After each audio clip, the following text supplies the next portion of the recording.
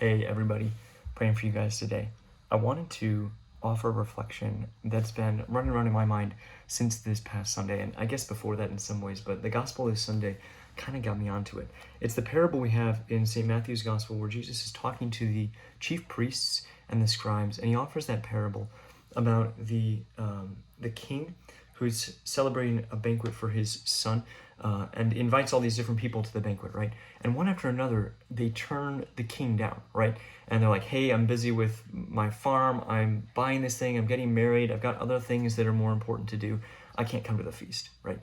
And they turn him down and again, and we see this just, the kind of disaster that befalls them when they've responded with such kind of hatred. And they don't just turn them down, right? They're killing the servants and mistreating them and everything else, right? So there's more to it than that. But it just was it struck me like the question, you got invited to this great banquet, why would you say no? And as I was thinking about that, it took me back to a place, a time of prayer that I had on my retreat last week.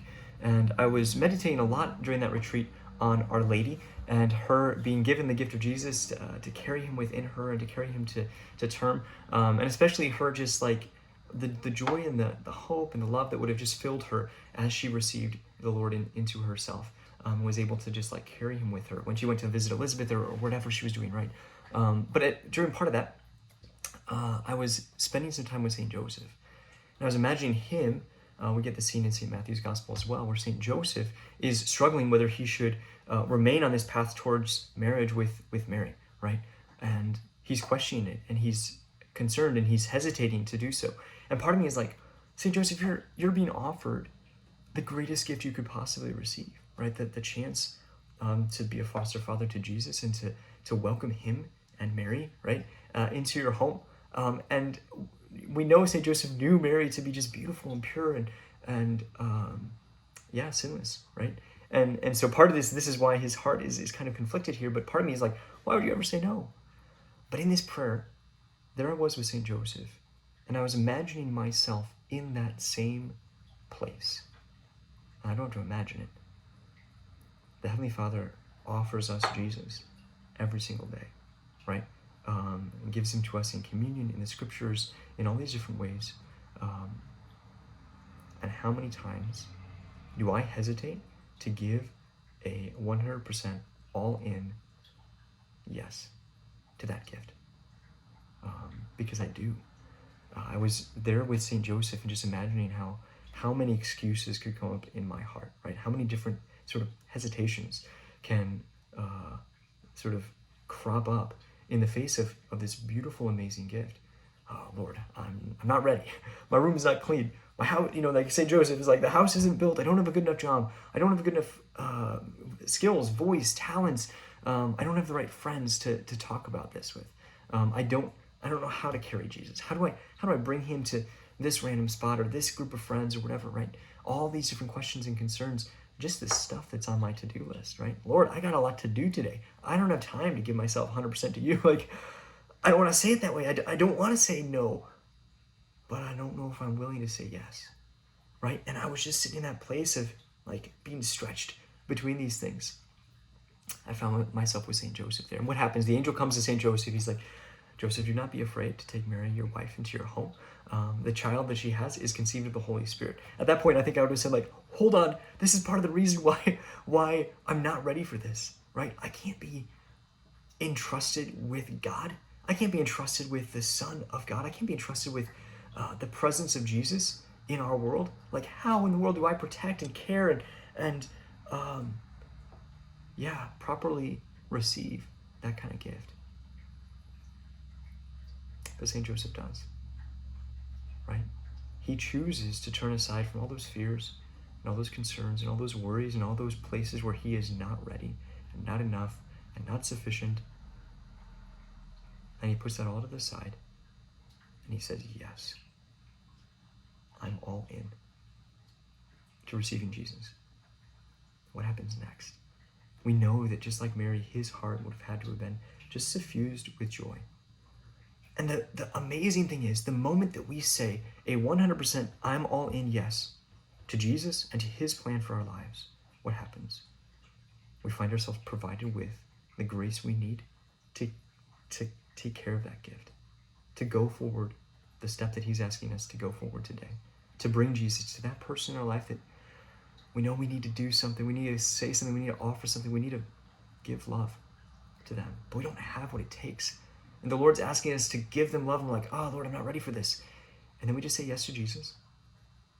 And now we're able to love in the way that he asks. And in a way that just fills us with joy and hope, and all of that uncertainty fades away. The amazing thing is, our gospel for Sunday goes right there. Jesus goes there. When he's telling the story, he ends it with that kind of odd scene where the banquet hall is finally filled. They brought in people from all the roads and the behind the bushes and everything else, good and bad and everything in between. The hall is finally filled. The banquet is happening. The king comes in, and he sees this person without a wedding garment. And he calls him aside. He says, my friend, where is your wedding garment? And now I think partly, I'm like, hold on. This guy just got pulled off some street someplace. Like, you can't expect him to be dressed up for a wedding. Well, for this kind of party, for this kind of banquet, for this kind of wedding, the king would provide each person with a garment fitting for that occasion, right? They had everything they needed to be there and to be fully present and receptive to the party. There was no awkwardness in this banquet, right? It doesn't matter where you were from. The king's going to provide what you need to be able to just receive this with complete and utter joy, right? But this man has lost his garment someplace. He's lost it or neglected it or forgotten it or left it behind or why? But he gets kicked outside because of that. And this is the great truth for us too. We've also been given everything we need to receive every single day that full gift of Jesus, to say, yes, I'm all into him. Your will be done, whatever that is today. We've been given what it takes to do that. What's the thing that gets in the way? It's us forgetting that. It's us getting distracted from that. It's us getting pulled aside from that wedding garment, so to speak, that garment of God's grace, that garment of God's mercy, that garment of God's care that provides us with the capacity to receive Jesus ourselves. We've been distracted from that by who knows what, but it makes us unable to experience the banquet, to experience that joy and peace that come from Christ abiding within us, right? How do we get that back? Well, we don't have to find the garment. We don't have to earn Jesus. We don't have to be ready for this. We just have to be open to having that garment restored upon us, right? To have that grace restored upon us. And for that, we just need to leave the space for God. Here's my challenge for myself and for you.